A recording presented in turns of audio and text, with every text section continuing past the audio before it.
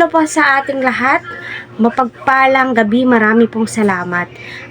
Sa mga nagko-comment, nababasa ko po 'yun pa isa-isa, mga opinion po ninyo.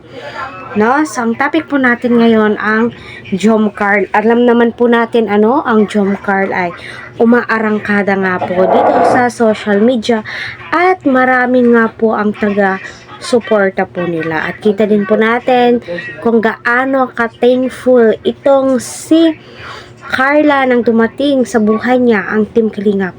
Especially, si Kuya Jomar. Kita po natin kung gaano ka-supportive. So, sino ba naman ang hindi magugulat kapag in-invite ka ni Carla na maging escort?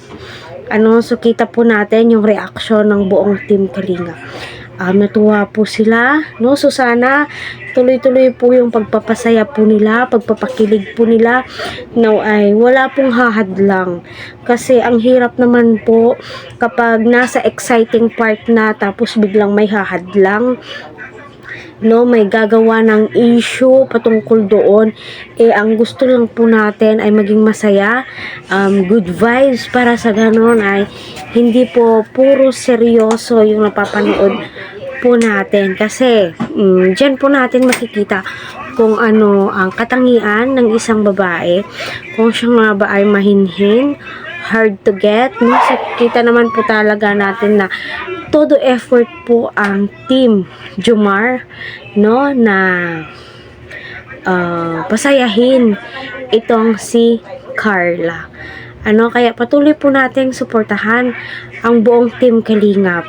So grabe po yung reaction ni Jomar, nung sabihin po iyon ni Carla sa kanya. Kahit sino naman po ay magugulat at especially sasaya ka dahil nga sa dinami-dami ng pwedeng i-escort, si Jomar pa talaga. So alam naman po ni Jomar na siya yung comfort zone ni Carla. So may tiwala si Carla sa kanya. So alam naman po natin na mailap si Carla noon, same as VNC.